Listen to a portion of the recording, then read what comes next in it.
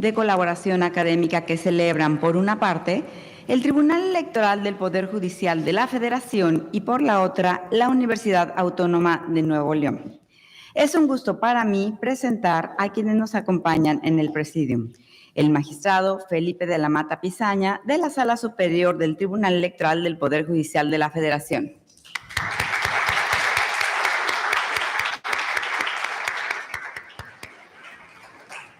El maestro Óscar Paulino Lugo Cerrato, director de la Facultad de Derecho y Criminología de la Universidad Autónoma de Nuevo León.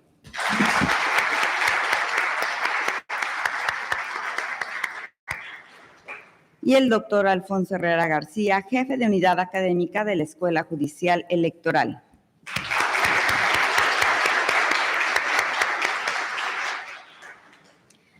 Agradecemos a quienes se encuentran aquí presentes en el auditorio de posgrado de la Universidad Autónoma de Nuevo León y a quienes nos siguen a través de nuestras redes sociales.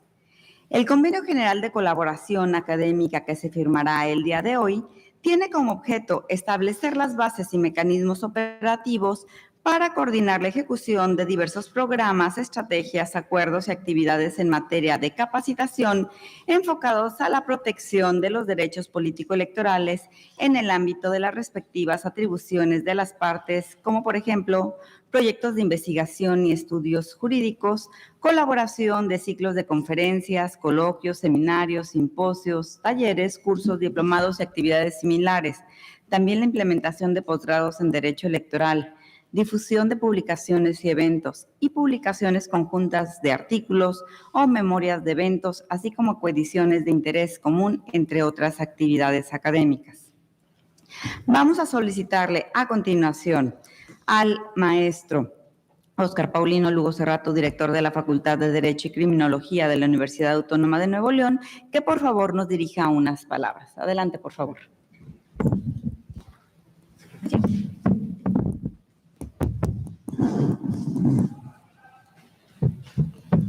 Muy buenos días, magistrado Felipe de la Mata. Bienvenido a la Universidad Autónoma de Nuevo León, a la Facultad de Derecho y Criminología. Nos da muchísimo gusto poder estar aquí con ustedes el día de hoy, maestros y estudiantes de la Facultad de Derecho y Criminología, integrantes, coordinadores de la Escuela Judicial Electoral. Directora, muchísimas gracias a ustedes por la realización de este convenio. Le comentaba al magistrado que precisamente hace un mes y medio firmamos igual un convenio de colaboración con la Escuela Judicial del Poder Judicial Federal, ¿no?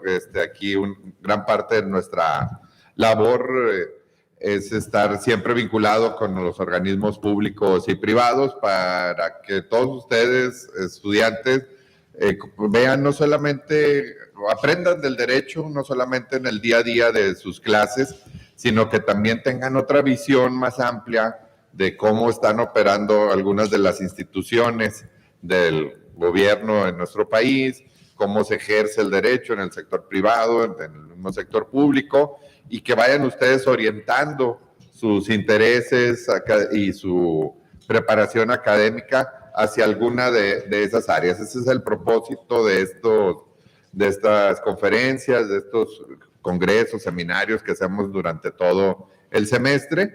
Y el día de hoy pues tenemos esta materia del derecho electoral, una materia que se ha transformado muchísimo de cuando inició a los últimos años, con muchas resoluciones precisamente del Tribunal Electoral Federal y luego toda la participación que tienen los organismos electorales tanto a nivel federal como estatal. Entonces es muy, muy importante para todos ustedes que conozcan de ello y sobre todo que sea la Escuela de Derecho, pues donde se genere el debate y donde surjan las ideas y las opiniones objetivas. Sabemos que siempre en las cuestiones políticas y en el tema electoral, pues los partidos dicen una cosa y otra y los candidatos tal, porque pues lo que buscan es ganar una elección, pero pues siempre un abogado en esta materia logra razonar bien y emitir elementos técnicos, jurídicos, de exactamente qué es lo que sí procede y lo que no procede durante un proceso electoral. Y esa es la importancia de que ustedes conozcan el alcance de todas las resoluciones emitidas por los tribunales electorales y también todas las resoluciones que hacen las comisiones electorales o en su caso el INE.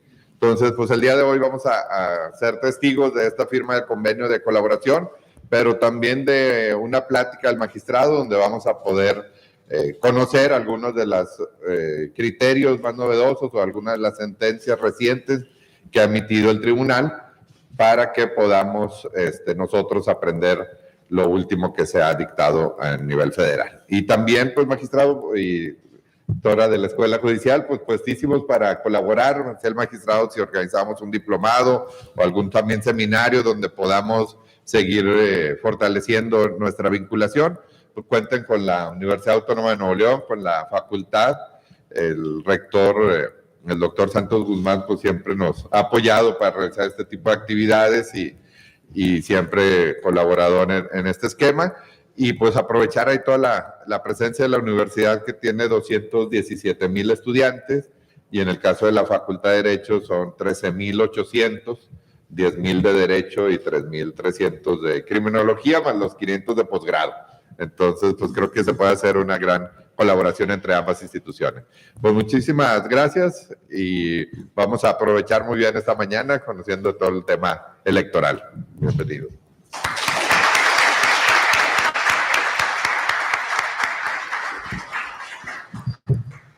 Agradecemos al maestro Óscar Paulino Lugo Cerrato, director de la Facultad de Derecho y Criminología de esta universidad, por su valioso mensaje. A continuación, le solicitamos atentamente al magistrado Felipe de la Mata Pizaña de la Sala Superior del Tribunal Electoral del Poder Judicial de la Federación que por favor nos dirija un mensaje.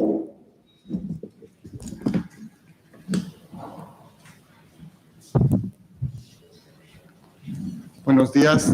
Desde aquí saludo al señor director de la Facultad de Derecho y Criminología de la Universidad de Nuevo León, por supuesto a todos los funcionarios y estudiantes de esta universidad, máxima casa de estudios del Estado. Los cambios globales y las rápidas transformaciones nos orillan a vivir la mayor parte del tiempo en tensión constante. Medito sobre las cosas que requieren inmediatez y a la vez paciencia y me detengo en una, la academia. Pienso en lo que la academia significa para mí, en lo rápida que se vuelve cuando veo pasar ante el aula alumnos y alumnos que van en busca de su camino, pero a la vez pienso lo permanente que es cuando reflexiono sobre el círculo virtuoso que se genera entre profesores y estudiantes. Eso es la Escuela Judicial, una institución permanente que se ha construido en medio del estrepitoso México, pero que ha permanecido a través de quienes la conforman, la conformaron y de quienes se han graduado de ella. La parte académica de este tribunal es casi tan importante como una sentencia, ya que en ambos casos puede cambiar drásticamente la vida de quien se involucre en ella. En 2018, la reforma a la Ley Orgánica del Poder Judicial de la Federación instituyó la Escuela Judicial Electoral. Eso significó una transición muy importante, ya que pasaba a ser de ser un centro de capacitación a convertirse en un modelo completo de escuela. Esta fue una transformación inmediata, pero permanente. Su creación significó una pieza fundamental para el fortalecimiento del proceso democrático. La eje es educación jurídica. ¿Qué quiero decir con eso? Que va mucho más allá de lo jurisdiccional, que toca muchas variantes y vertientes alrededor del derecho electoral y resultado de hecho son todas las personas que se acercan a conocer sobre el ámbito político electoral con la intención de abonar a un trabajo legislativo de servicio público o académico. Prueba fehaciente de ello es la firma de este convenio de colaboración. Hoy día el derecho electoral es mucho más que la ley electoral. Yo me acuerdo cuando yo estudiaba amparo es una de las materias más difíciles, todos lo sabemos, y vemos la ley de amparo y es así, ¿están de acuerdo? ¿No? Y después decía uno, ¿y por qué todo lo que tengo que estudiar es esto? ¿A poco no? Y es justamente porque ha sido a través de las sentencias de amparo que se han construido los grandes temas del amparo. De alguna manera ha sucedido lo mismo con el derecho electoral. El derecho electoral justamente a través de sus múltiples reformas, y voy a poner solo un ejemplo, ahorita en la conferencia hablo más, ¿no? El derecho electoral en sus múltiples reformas siempre ha estado girando en torno a los intereses de los partidos, en torno a los intereses de los actores políticos, pero es a través de sentencias del tribunal que se ha ido ampliando hacia las necesidades de la ciudadanía, hacia el punto específico de los derechos humanos de las personas en relación con las elecciones. Así, han sido sentencias del tribunal las que han ampliado específicamente la participación de personas que son parte de los grupos en situación de desventaja. Voy a mencionar algunas nada más. Acciones afirmativas claras que han permitido que hoy, por ejemplo, la Cámara de Diputados sea la Cámara de la Diversidad y de la Paridad. En realidad, sí es la Cámara de la Paridad, gracias a las sentencias del tribunal. Pero también hoy en la Cámara de Diputados existen personas de los colectivos LGBTI+, personas afrodescendientes, indígenas, personas con discapacidad. Y esto se ha creado gracias a sentencias. Hace muy poco la Sala Superior, hace acaso 2 o 3 semanas, la Sala vinculó al Congreso de la Unión a crear acciones afirmativas en favor de las personas con discapacidad, para que efectivamente puedan llegar a la Cámara de Diputados. Hoy el derecho electoral es mucho más que simplemente las leyes electorales. Hoy el derecho electoral, como ha pasado en otros mecanismos de control constitucional, se estudia y se escribe más con sentencias que solamente con legislación. Y eso es algo totalmente novedoso. En fin, la educación del personal y de las personas interesadas en el derecho electoral que inciden de manera directa en la ciudadanía es una de las principales misiones de la Escuela Judicial Electoral. Democracia y justicia electoral son conceptos que no se entienden separados, y en la EGE se hace patente cómo este binomio penetra de manera directa en una mejor ciudadanía.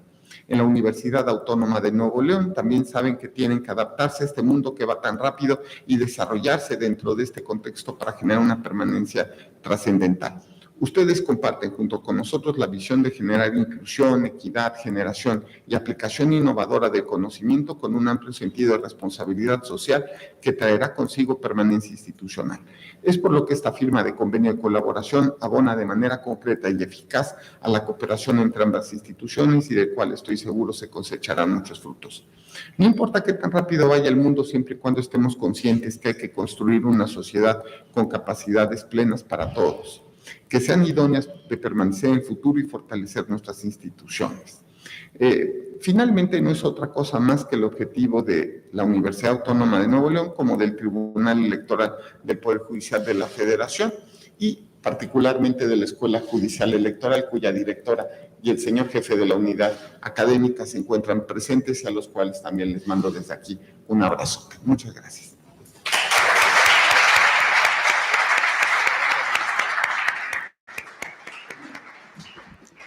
Muchísimas gracias. Agradecemos al magistrado Felipe de la Mata Pizaña por sus valiosas palabras.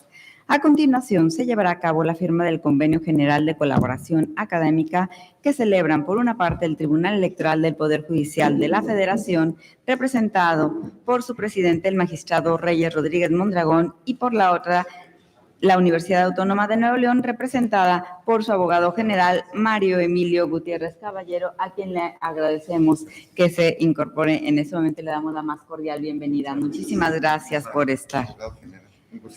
Asimismo, firmarán como testigo de honor como parte del Tribunal Electoral del Poder Judicial de la Federación el magistrado Felipe de la Mata Pizaña. Además, como testigos firman el maestro Óscar Paulino Lugo Cerrato, director de la Facultad de Derecho y Criminología de esta universidad, y su servidora Gabriela Dolores Rubalcaba García, directora de la Escuela Judicial Electoral. Procedemos a la firma, por favor.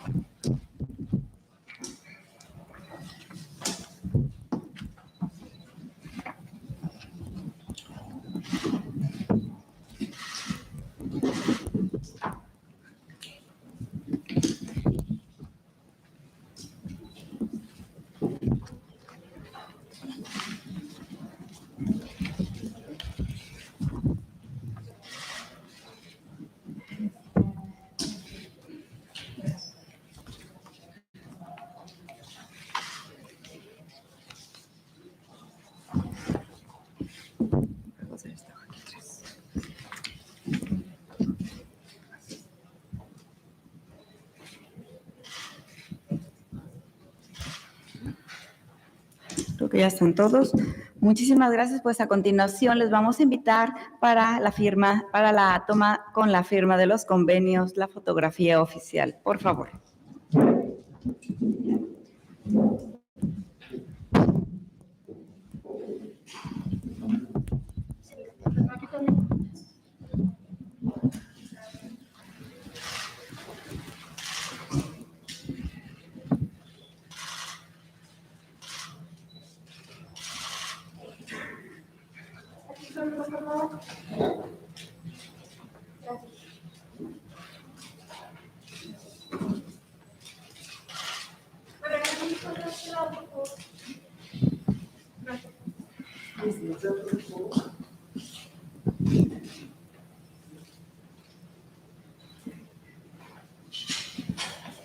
Muchas felicidades.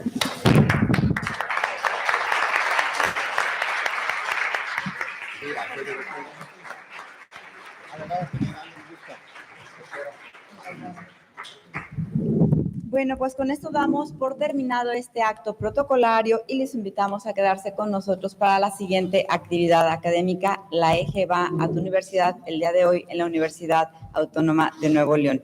Un momentito, hacemos una pausa de 5 minutos y continuamos. Muchas gracias.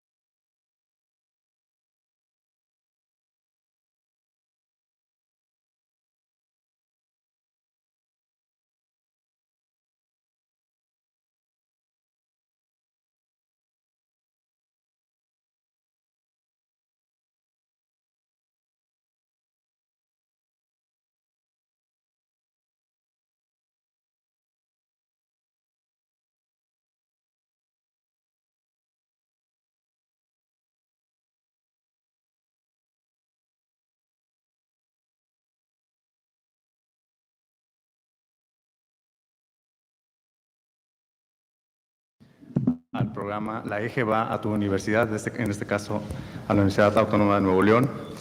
Y para ello, en primer lugar, le voy a ceder la palabra para introducir esta temática y esta conferencia que impartirá el señor magistrado Felipe de la Mata a la directora de la Escuela Judicial Electoral, Gabriela Rubalcaba. Adelante.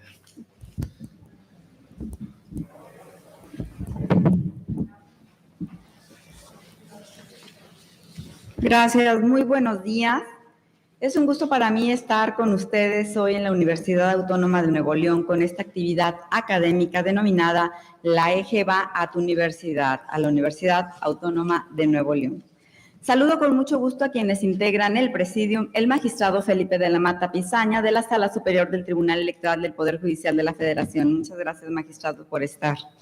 Al maestro Óscar Paulino Lugo Cerrato, director de la Facultad de Derecho y Criminología de esta universidad. Muchas gracias, director, por recibirnos aquí. Y al doctor José Alfonso Herrera García, jefe de unidad académica de la Escuela Judicial Electoral. Agradezco la presencia del consejero Alfonso Royce del OPLE de Nuevo León. Muchísimas gracias, querido consejero, por estar con nosotros. Agradezco también a la comunidad académica y docentes que se encuentran aquí en el auditorio y a quienes nos siguen a través de nuestras redes sociales.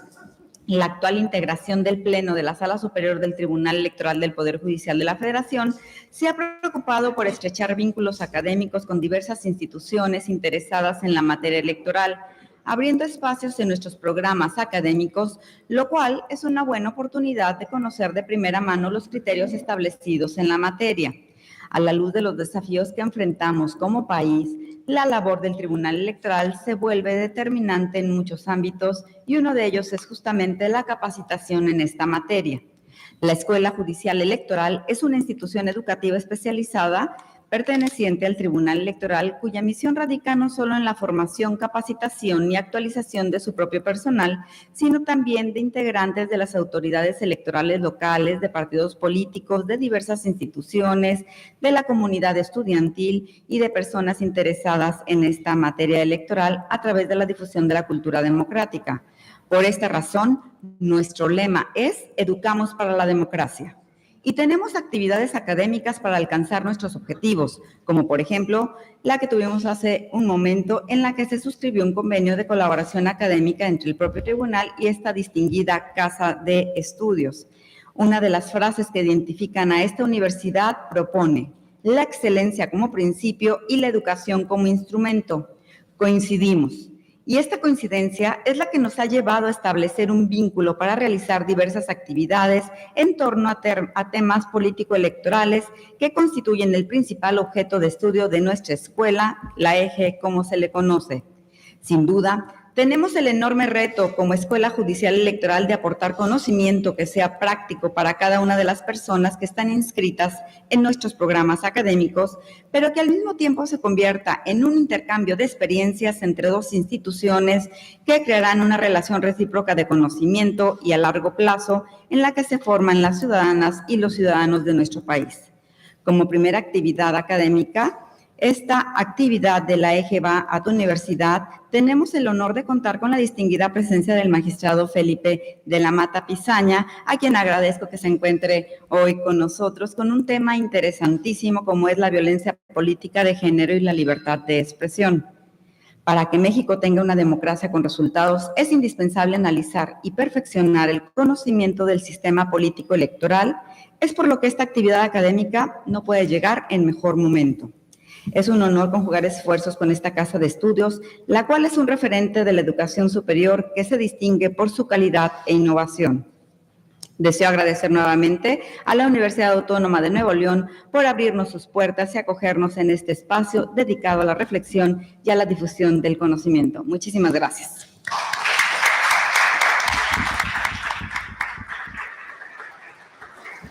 Muchas gracias a la doctora Rubalcaba. Vamos a pasar entonces directamente a la ponencia del señor magistrado Felipe de la Mata. Voy a leer unas líneas curriculares muy breves del señor magistrado para presentarlo con todos, sobre todo estudiantes de esta Facultad de Derecho y Criminología. Es abogado de la Escuela Libre de Derecho, Convención Especial. Estudió la maestría en Derecho en la Universidad Iberoamericana, doctorado en Derecho en la Universidad Panamericana, en la que obtuvo mención honorífica, y doctorado en Derecho y Libertades constitucionalmente reconocidas por la Universidad de Castilla-La Mancha en España. Ha sido profesor titular de diversas materias en licenciatura y posgrado en la propia Universidad Panamericana, la Iberoamericana y la Facultad de Derecho de la UNAM. Ha tenido una larga trayectoria en el Tribunal Electoral. Quisiera destacar el coordinador general de asesores de la Sala Superior y secretario general de acuerdos también de la Sala Superior, así como magistrado de la Sala Especializada de este tribunal. A propuesta de la Suprema Corte, como todos sabemos, el Senado de la República lo eligió magistrado de la Sala Superior de este Tribunal Electoral del Poder Judicial de la Federación el 4 de noviembre del 2016. Señor magistrado, muchísimas gracias para escuchar un tema de suma relevancia como es, ya lo dijo la directora, violencia política de género y libertad de expresión. Adelante, maestro. Muchas gracias, querido Poncho. Vamos a pedir nada más que me pongan una presentación para ir reforzando las ideas, ¿de acuerdo? Yo veo esto como una clase, y es una clase respecto de un tema que me parece que está muy en boga en tratándose de cuestiones de derecho electoral. Y les voy a platicar los problemas que yo estoy teniendo que resolver junto con los demás magistrados de la Sala Superior. Creo que está mejor así. Sí. Con los demás magistrados de la Sala Superior.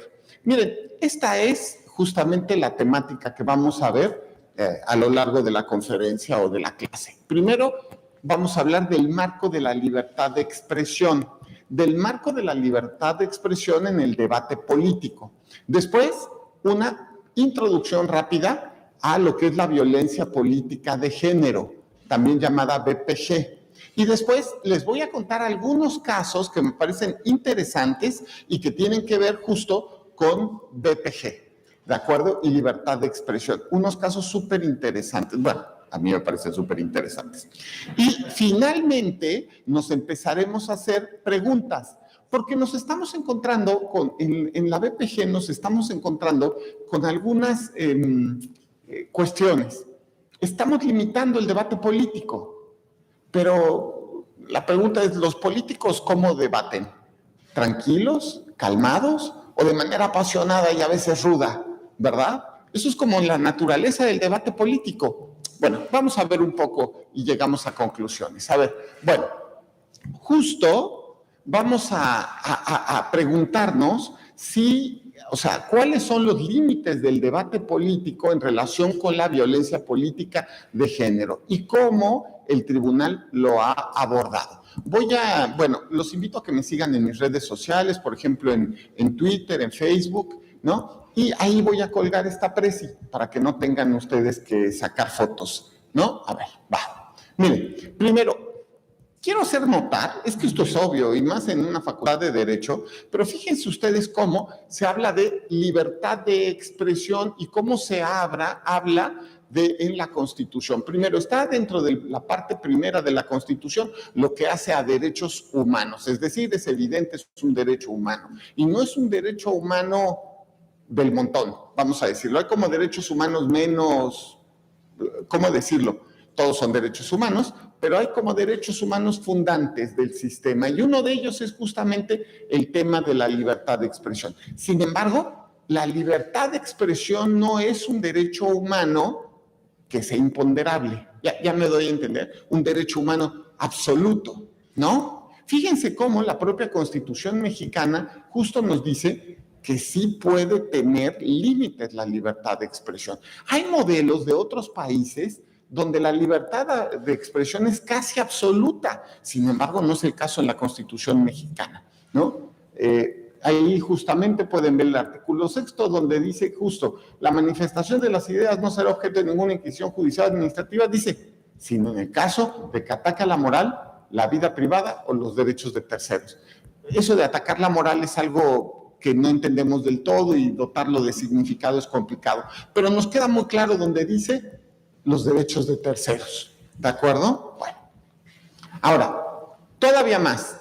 Recuerden ustedes que hoy día yo a mis alumnos de Constitucional siempre les digo, la Constitución no es un libro, es decir, hay un libro que se llama Constitución Política de los Estados Unidos Mexicanos y bastantes de las normas que se encuentran en ese libro son la Constitución.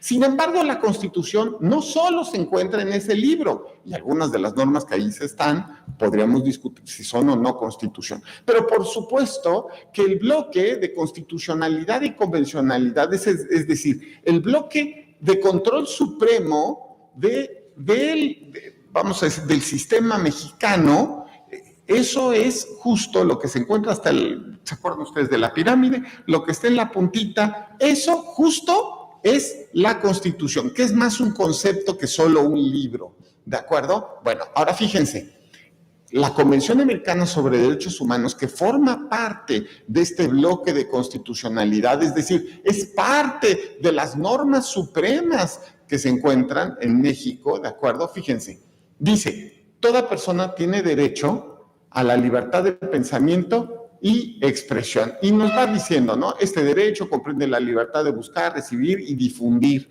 incluso ideas. Y por abajo nos dice, el ejercicio del derecho previsto en el inciso presente no puede estar sujeto a previa censura. Bueno, eso lo entendemos muy bien, sino a responsabilidades ulteriores. Los que deben estar expresamente fijados por la ley y ser necesarios para asegurar el respeto a los derechos o a la reputación de los demás. Es decir, el otro elemento que forma parte del bloque de convencionalidad igualmente establece pues, que la libertad de expresión se tiene que ponderar con otros derechos humanos.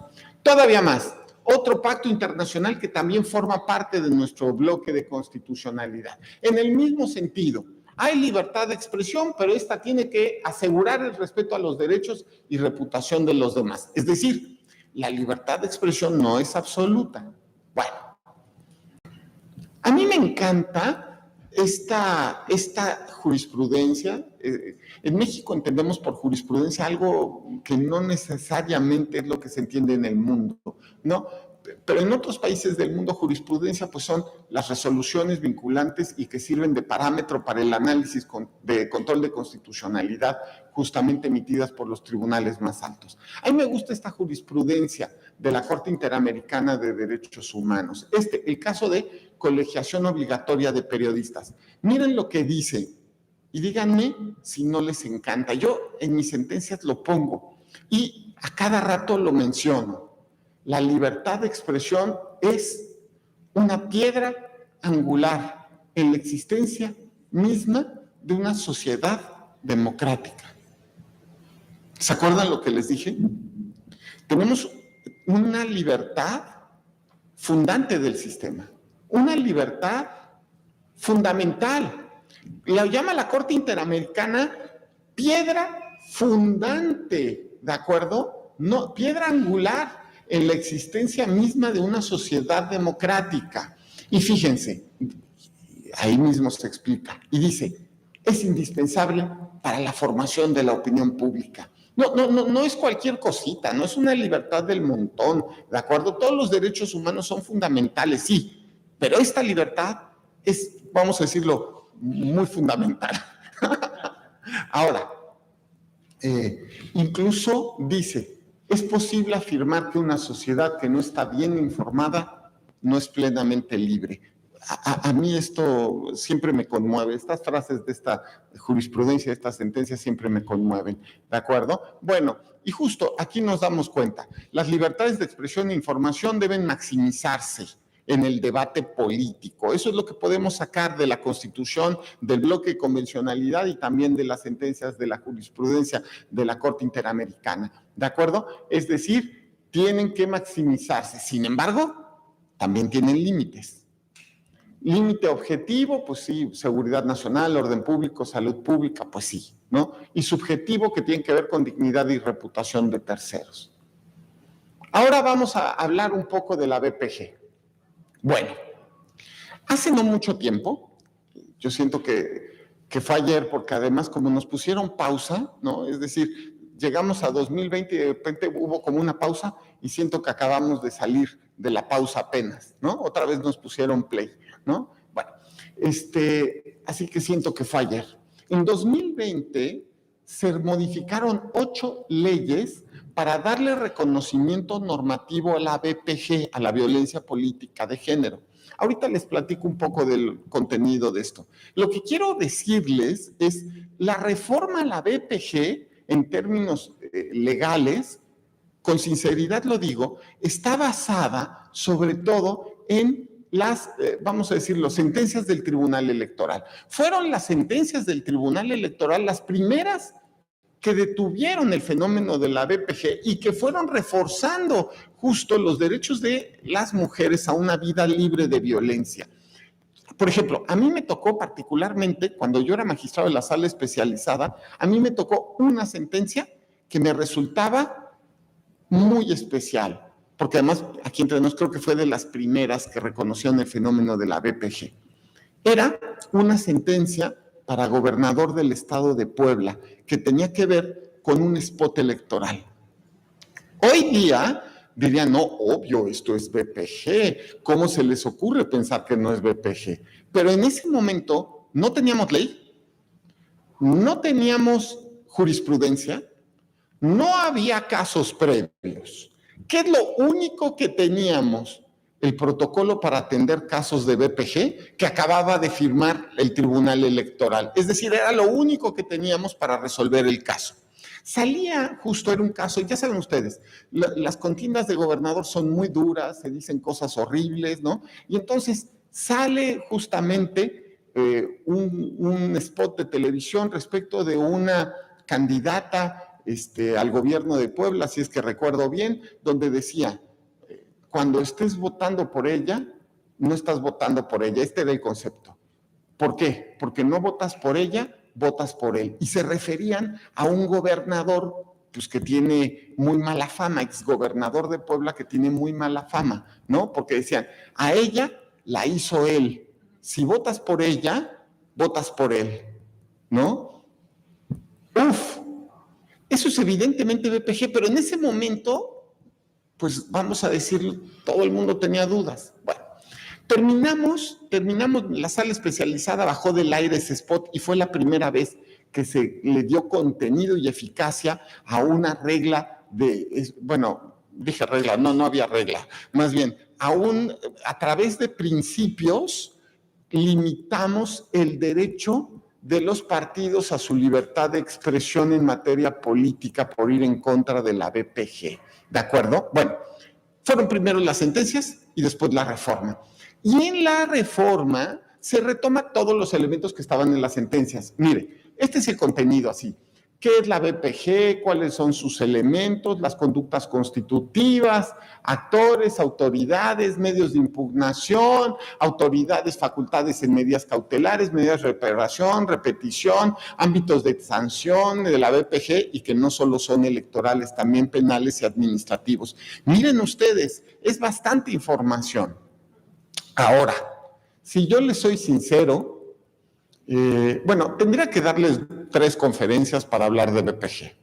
Hoy día solo voy a hablarles del fenómeno de la BPG y lo que nos está pasando, que es, estamos tirantes, ¿no? Los derechos de libertad de expresión por un lado y derecho a una vida libre de violencia por parte de las mujeres, está generando casos en los cuales tenemos que limitar el debate político.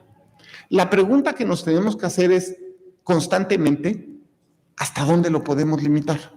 ¿Hasta dónde no estamos yendo en contra de esta piedra angular del sistema constitucional y el derecho a estar informada por parte de una sociedad? Y eso es lo que estamos teniendo y preguntándonos todos los días como jueces electorales.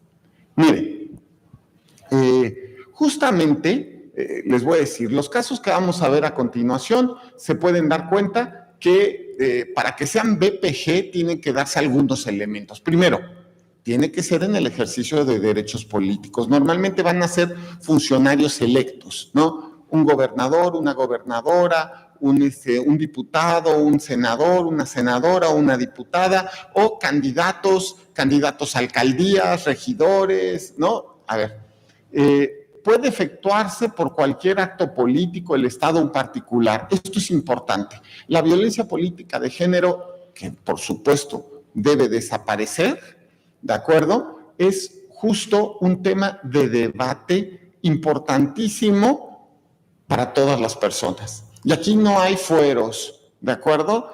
Puede ser que un senador esté diciendo algo en relación con una senadora, con una diputada o con una candidata y tendrá en su caso que analizarse si lo que dijo es BPG o no. Luego, puede darse en cualquiera de sus tipos. Es que, fíjense, esto es lo interesante de la BPG y aquí es donde se necesita un feeling muy particular. No solamente es BPG. Si un político le dice a otra, no, tú no vales nada porque tu esposo, tú eres una maquinación de tu esposo. No, pueden ser diversos vías, también simbólica, verbal, patrimonial, económica, física, sexual y hasta psicológica. Entonces, tienes que pensar cuando estás resolviendo el caso, ¿cuál es, digamos, la vía por la cual se está haciendo? Y eso implica también estereotipos de género. Ahorita vamos a ver casos, ¿de acuerdo? Tiene como fin afectar o anular los derechos políticos de las mujeres. Claro, porque si yo le estoy diciendo, no vales tú porque a ti te hizo el gobernador tal, y en realidad el que va a gobernar es el gobernador tal en lugar de ti, pues muy probable. Muchas gracias.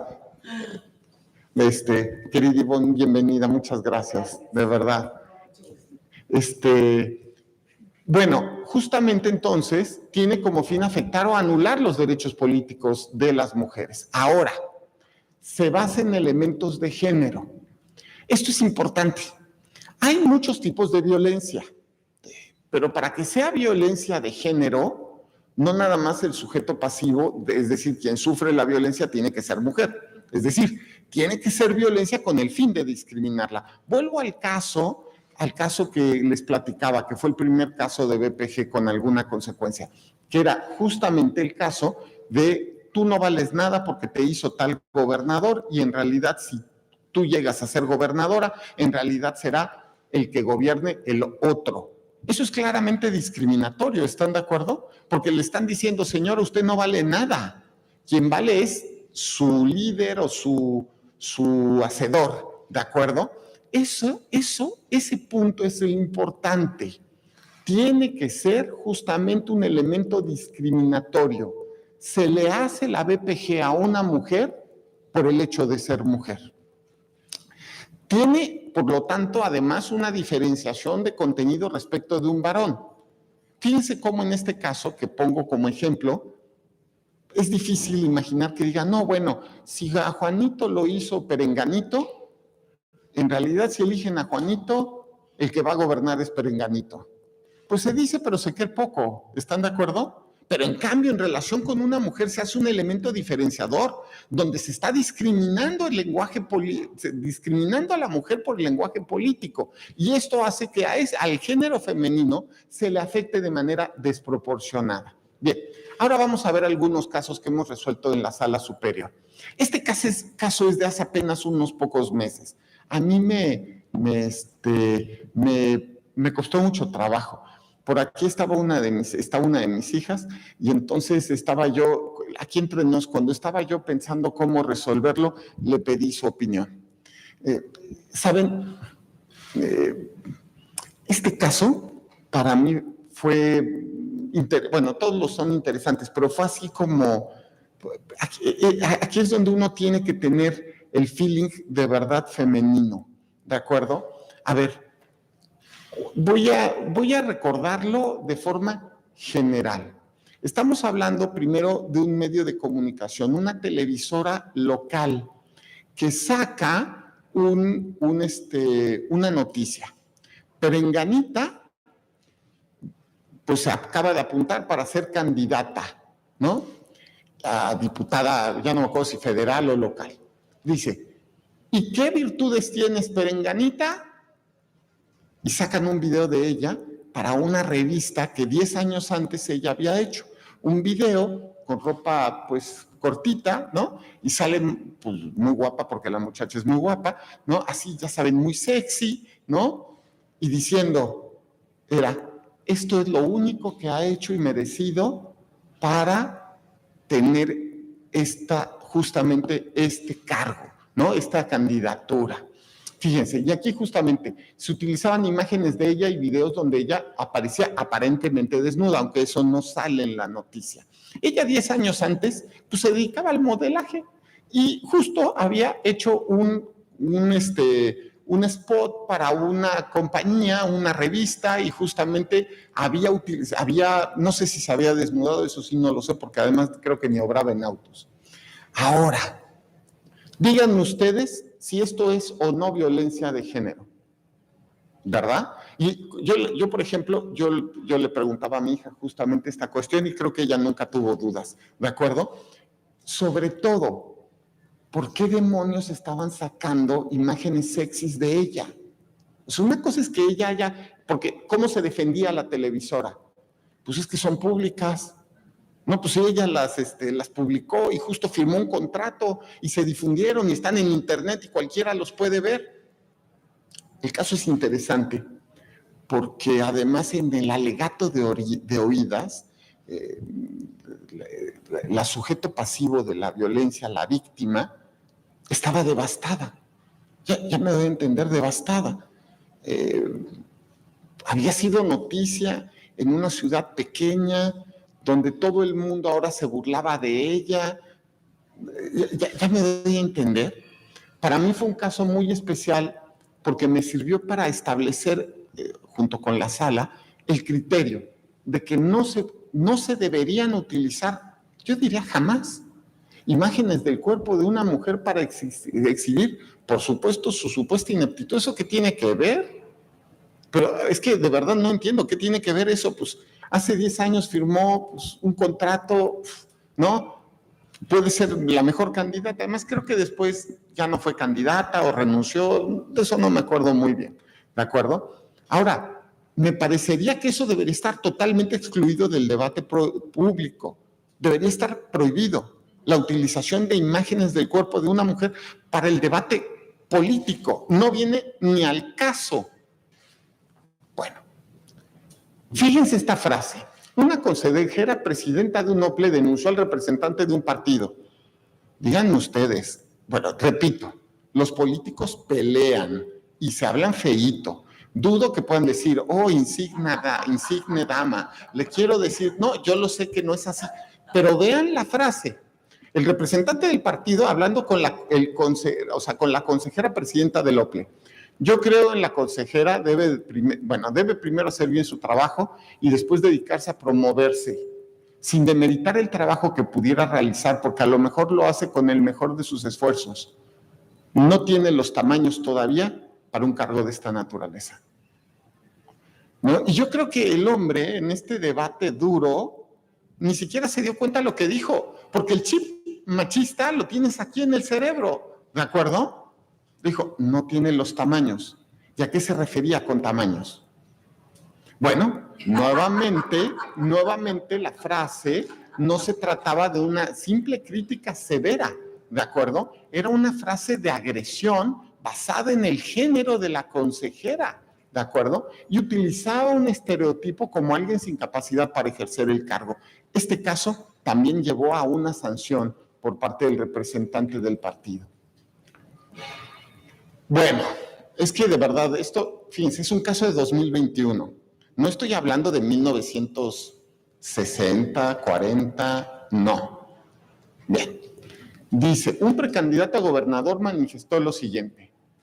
Las mujeres que ejercen políticas son menos listas, pues en lugar de buscar que las mantengan, quieren trabajar. Así, no, así, Bueno, pues sí, lo dijo.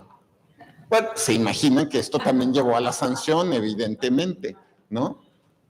Bueno. Intimidaciones a diputada federal. Un diputado federal mencionó lo siguiente en un evento público al discutir sobre la trata de personas. Bueno, y además el diputado se enojó muchísimo porque lo sancionamos, pero muchísimo, ¿no? Y cada vez que puede, bueno, en fin, no quiero decir más porque que no parezca otra cosa. Fíjense, me dicen que hay una diputada que fue senadora que está vinculada a este tema, que ahora es compañera nuestra y es más bocona que le dan la palabra. No sé si sea cierto o no, pero es cierto que aquí está uno de los problemas. Pasen elementos para ponerle lean la palabra, la próxima vez que abra la boca.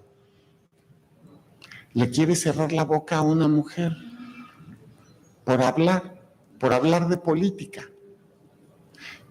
No nos damos cuenta que traemos el chip machista.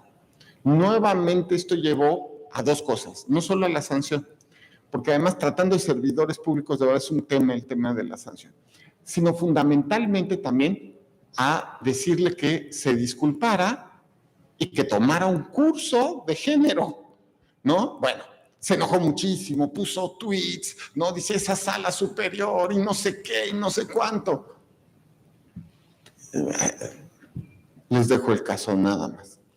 Bueno, este caso fue también, este caso yo tuve dudas, sigo teniéndolas, pero a ver, es interesante. Un diputado federal emitió diversos tweets expresando su postura en torno a la transexualidad y su vinculación.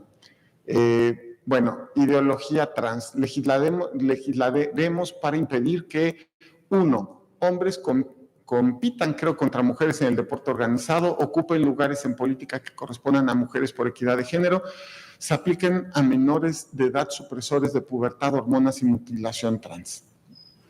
Yo no veía con tanta claridad aquí el tema de BPG, sin embargo, mis compañeros lo vieron, esto ya es una sentencia, y nuevamente se condenó a una sanción al diputado en cuestión. Miren, el tema de la esposa de es constante. La esposa de, la novia de, eso también debería estar prohibido. Ya, ¿qué carajos importa que sea esposa o novia o no? Ya quitémoslo del chip. Miren, este es otro caso en el cual se refieren a una candidata de una manera, ¿no? La esposa del exgobernador, a quien la pusieron o regalaron el cargo solo para que su esposo, justo el exgobernador, se reeligiera y siguiera mandando. También en un estado de la República. Tristísimo. A ver, este asunto nos sirvió mucho para establecer claramente, debería haber traído el spot, hubiera sido para ustedes así, porque hoy día a nadie se le ocurriría pautar ese spot. Bueno, espero, ¿no? Sí, espero. Sí, seguro.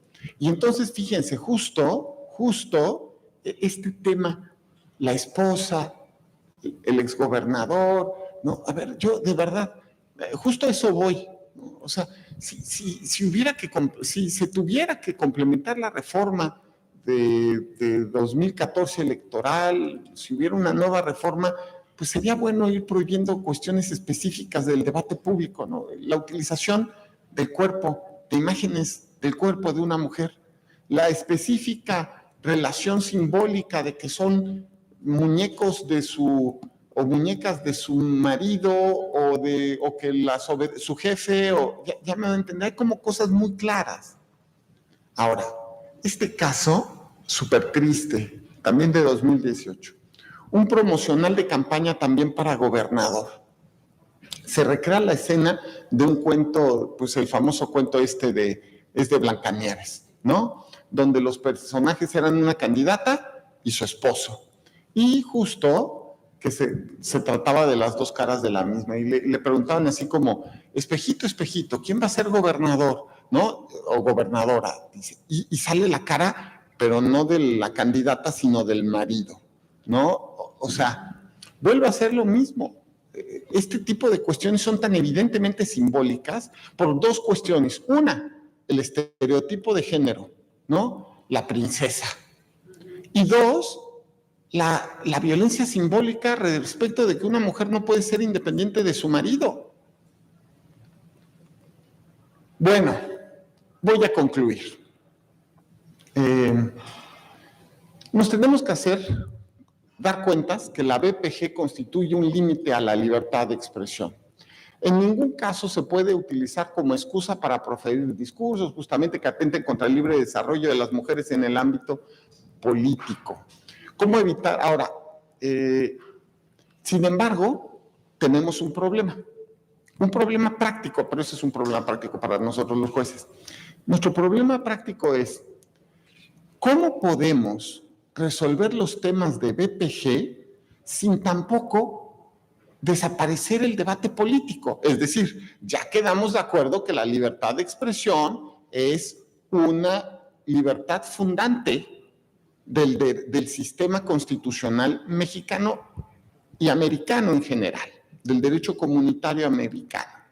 Nos damos cuenta, lo digo con sinceridad, que es importante que los políticos hagan política y que se hablen entre sí. Dios, por favor, se lo suplico, eso es indispensable. Hablen, ¿no? Dialoguen.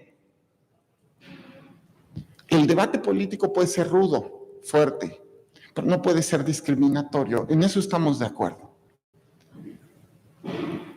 Las sentencias han servido de marco. Si alguien me preguntara, yo diría que para una buena reforma electoral, para una buena y correcta reforma electoral, pues tendría que justo retomarse la experiencia de las sentencias del tribunal y prohibir algunas cosas que son muy claras. Estereotipos de género, pues sí. Discriminatorios, pues sí, ¿no? El uso, repito, es que yo estaba sorprendido con el caso de la chica esta que les digo. La utilización del cuerpo de una mujer para efectos de disminuirla, ¿no? Bueno, eso claramente debería estar prohibido. Si hubiera claridad respecto de lo prohibido, se potenciaría todo lo que no está prohibido, ¿no? Ya me voy a entender, está en la jurisprudencia, está muy bien, pero una buena reforma electoral tendría que entrarle a este tema para el efecto de justo que hubiera límites claros respecto de la libertad de expresión, ¿no? Ahora, aquí son algunas preguntas que hago para una reforma electoral. La tensión entre las expresiones duras y severas y las que contienen estereotipos de género, es decir, ¿cómo erradicar la violencia de género sin erradicar el debate político? 2, la discriminación en general específico con estereotipos de género. Yo creo que eso es lo que a todos nos queda claro, ¿no? Estereotipos de género, ¿no? Pero no todos los estereotipos son de género. Ahora, justo me parece que se tiene que definir e incluir ciertos tipos de conducta diciendo, esto está prohibido, lo que les decía, el uso del cuerpo, ¿no? El estereotipo discriminatorio de género, por supuesto. Ahora, insultar es violento, ¿no? Yo le puedo decir a alguien, enana, sí, pero y le estoy discriminando, porque le estoy discriminando por ser chaparrita, pero no le estoy discriminando de género. Ya me doy a entender. Violencia política de género lleva a la discriminación por el hecho de ser mujer. Es lo que ha dicho la jurisprudencia, es lo que dice la reforma de 2020 sobre BPG. ¿De acuerdo? Bueno, en fin, me parece que hay muchas cosas que podemos y que vale la pena discutir para una sana reforma electoral. Ojalá se haga. Eso es lo que yo podría decir. Ahorita no, me hacía la pregunta que si yo quisiera una reforma electoral. Yo creo que todos los que estamos en estos temas siempre tenemos muchas cosas que aportar y que decir. Una reforma electoral sana, siempre hay cosas buenas para mejorar. Bueno, en fin, los invito a seguirme en redes, aquí están mis cuentas. Muchas gracias.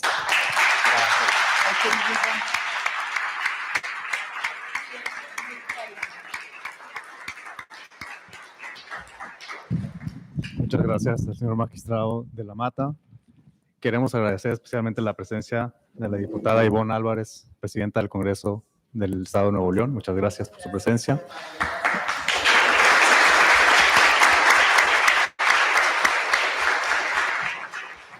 Pues estarán de acuerdo conmigo que la exposición que ha hecho el magistrado de la Mata ha sido extraordinaria en cuanto a lo que representa este conflicto jurídico permanente en la jurisprudencia electoral, que es valorar jurídicamente algo tan difícil como es la libertad de expresión versus la violencia política de género, y en donde los magistrados, ustedes se habrán dado cuenta de la complejidad a la que se enfrentan caso a caso, cuando tienen que valorarse las palabras, los mensajes, los discursos, y el debate político, que en efecto, como el magistrado lo refirió, pues es sumamente fundamental para nuestra democracia también, por supuesto. Tenemos unos 10 minutitos, si les parece bien y al magistrado le parece bien, para unas preguntas.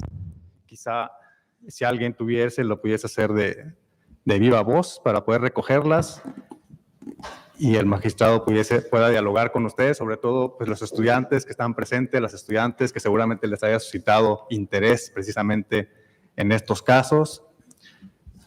¿Alguien que quisiera participar? Tenemos dos preguntas. Adelante. Yo pienso, por ejemplo, hablo muy fuerte, bueno, que todo esto tiene que ver con dignidad humana. Yo creo que los límites deben a la libertad de expresión, o la Constitución misma, al hablar de moral, yo creo que se refiere a dignidad humana y dignidad post-mortem, incluso, que tiene que ver con necroética, ¿no? Pero yo creo que no puedes agredir o transgredir ese término que a mí me parece muy relevante, ¿no? ¿Hasta dónde puede llegar la libertad de expresión? Pues hasta que no afecte la dignidad humana. Era solamente mi apreciación.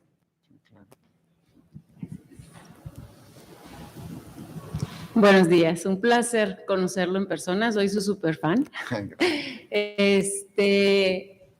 Sabemos que la violencia política de género siempre ha existido, la verdad, pero ha ido en crecimiento. Y no solamente por los partidos políticos o quienes se encuentran dentro de los partidos políticos, ya que con la generación de una agresión hacia una candidata, hacia alguna autoridad que representa a una mujer, se involucra a la sociedad. Y esto, por ejemplo, lo vi yo en el 2021, generaba una ola de mensajes de odio hacia la persona que había sido agredida dentro, como dice usted, magistrado, de algún debate o de alguna publicidad pautada para que pues llegara a muchísimas más personas. Sí, afecta en todos los sentidos, emocional, psicológico, anímico, de todo, y se lo está diciendo alguien que fue víctima de violencia política de género. Y le voy a ser sincera, soy abogada, me defendí y bueno, la persona pues se tuvo que destituir de la posición pues a la que él iba encaminado también hacia la ruta electoral. Entonces, ¿qué es lo que hay que también fomentar? La defensa, activar los mecanismos de defensa que las mujeres tienen miedo. Y si ustedes me preguntan, Roble, ¿tenías miedo? Por supuesto, estaba aterrada, pero sabía que me tenía que defender precisamente para sentar un precedente que sí podemos las mujeres defendernos de la violencia política de género. Muchas gracias. Muchas gracias.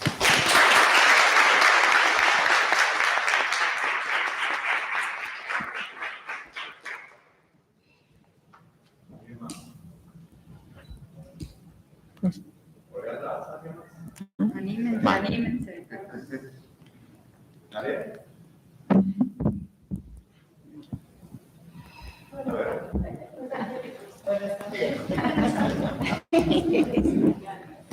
Muchas gracias. Yo, más que una pregunta, pues quisiera agradecerle su participación, también fan, absolutamente.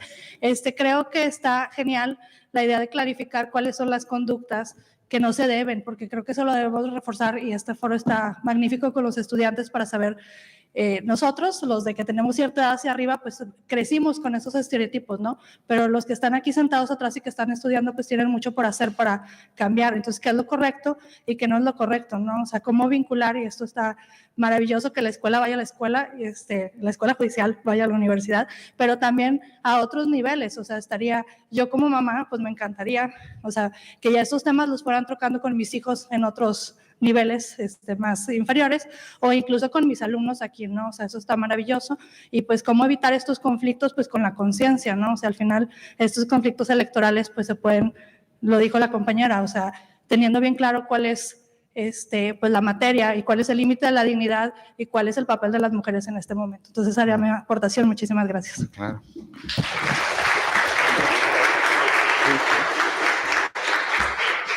sí. Bueno, ahorita mencionaban también del mensaje de odio y creo que eso ha polarizado mucho a la sociedad en países donde hay presidentes también populistas, como lo vimos con Estados Unidos, con Trump.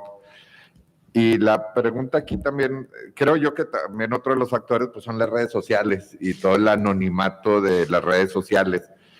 Y ahí pues se difunden muchos de estos mensajes.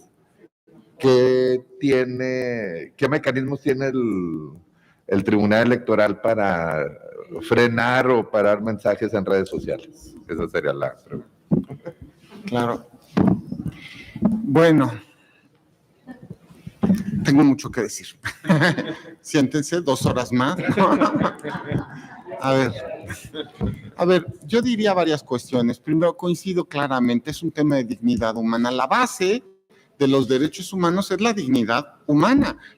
Si me permiten decirlo así, la naturaleza del ser humano como tal. Eso es evidente. Bueno, o nos queda ahora a nosotros evidente.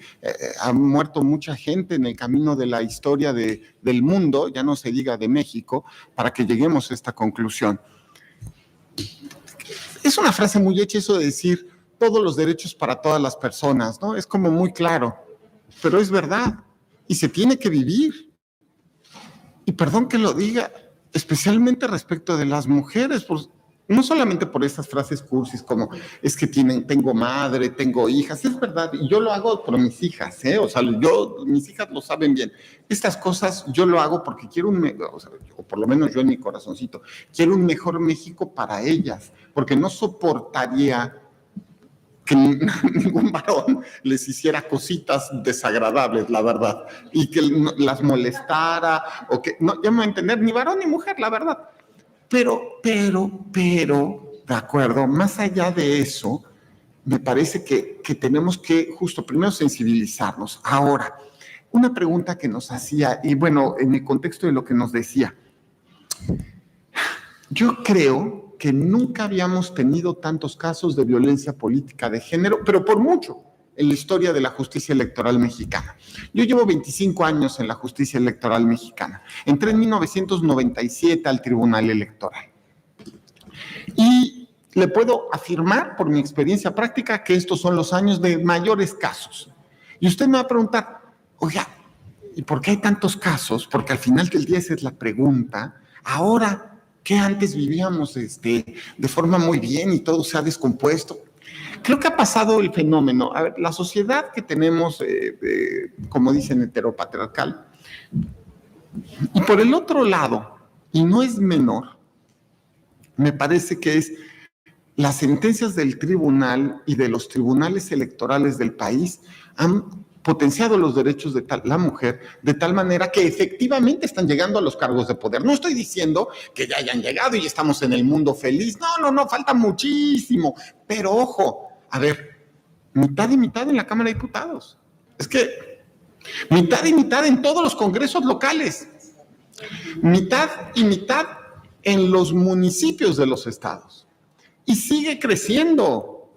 A ver, entonces, me parece que es una especie de odio machista que no quiere compartir el poder con las mujeres y que están sacando ese coraje, ese enojo, ese odio, porque antes las mujeres, pues como dice el chistecito ese de cargadas y contra la pared, ¿no? Como las escopetas, ¿no? Exacto. A ver, pero ahora las mujeres están teniendo espacios de poder y eso está generando violencia.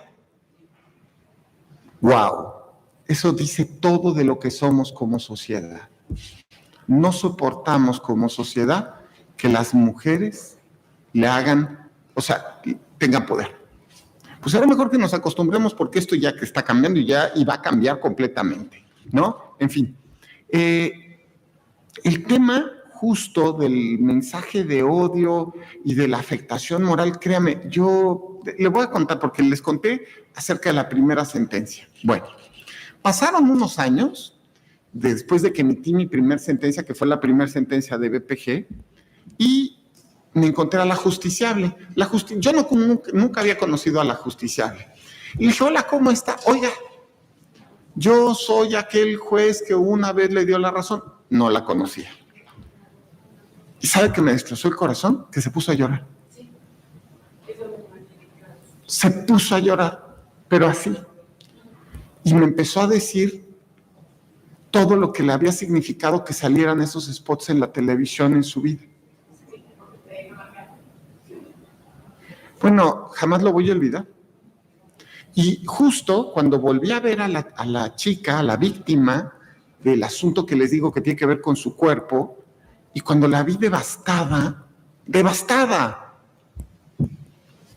o sea, me acordé de estos casos y me di cuenta de lo que me dice, que es esta generación de violencia machista, de violencia de género, destruye la vida de algunas personas, las destruye. Debe erradicarse, tenemos que hacer un esfuerzo. El señor director nos está poniendo sobre la mesa un tema de lo más complicado, porque es lo que nos está diciendo, ¿y qué hacemos con las redes sociales, en la violencia política de género en redes sociales? Mire, le voy a contar una anécdota también hablando de mis primeras épocas como magistrado electoral en la sala especializada. Bueno, en algún momento fuimos a notificar, me parece que era un tema de YouTube, aunque no recuerdo bien porque fue hace como 10 años, le pedimos a YouTube que bajara del aire un video. No tenía que ver con violencia de género, creo que tenía que ver con actos anticipados de campaña o algo así.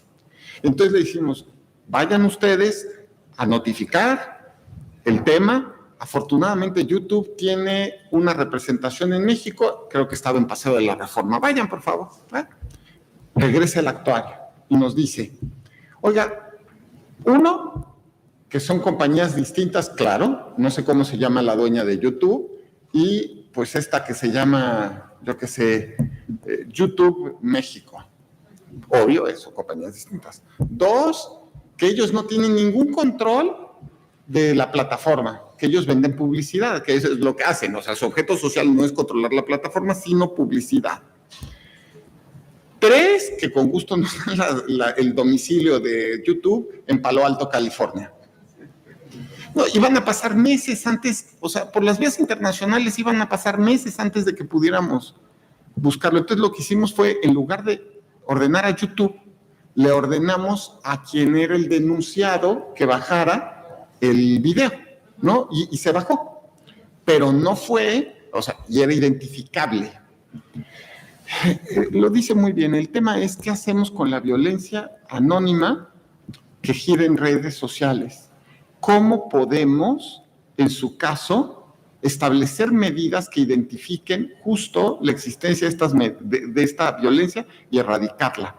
Y con el caso que le acabo de decir, nos damos cuenta que a veces las autoridades del Estado Nacional se encuentran atadas por las circunstancias del servicio de redes. Y eso es todavía más grave porque al final del día, las redes sociales, pero y los mensajes de WhatsApp, ¿no? O los mensajes de Telegram, estas que se hacen unas redes así de 2,000, 5,000 personas y que se están mandando mensajes y que pueden ser también de violencia. La pregunta que nos tenemos que hacer, y eso me queda muy claro los jueces electorales, es ¿cómo podemos limitar los mensajes violentos dentro de las redes? Y también, por supuesto, cuando digo redes en forma amplia. Ahora, lo que me demuestran los 25 años que tengo en tribunal y los años que tengo de magistrado electoral es que es muy difícil. Tanto que yo no me atrevería a dar una solución simple. Me parece que ese es el siguiente paso que tenemos que dar. Limitar la violencia de género, por supuesto, dentro de las redes sociales. El problema es que son compañías que escapan al Estado mexicano, ¿no? Entonces, me parece que también tiene que existir un compromiso por parte de esas compañías para evitar ese tipo de mensajes de odio, la verdad, y que se den cuenta que no nada más mensajes de odio, que también lo son los mensajes, por ejemplo, para contra grupos religiosos determinados o discriminación racial, sino también la violencia política de género. En fin, yo dejaría esto. Es una preocupación que además tengo en las últimas semanas. Me parece súper importante pero no tengo una respuesta clara ahorita. Le soy sincero, director. Pero le prometo algo, que lo voy a pensar y que en algún momento, con el caso adecuado, le propondré a mis compañeros una solución razonable. Porque lo que no puede pasar es lo que pasa ahorita, ¿no? Echan a andar algo en redes y se vuelve verdad nada más por el hecho de que se subió a redes. Y gracias al anonimato, no es razonable, no está bien. Nos estamos acostumbrando a eso, pero no está bien. Pero bueno, en fin, yo hasta aquí lo dejaría. Muchas gracias.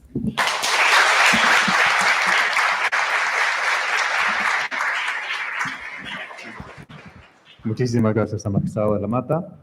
Y vamos por concluir la conferencia, pero para finalizar voy a ceder la palabra para un mensaje de cierre y de agradecimientos a la directora, Gabriela Rubalcaba de Anatomía.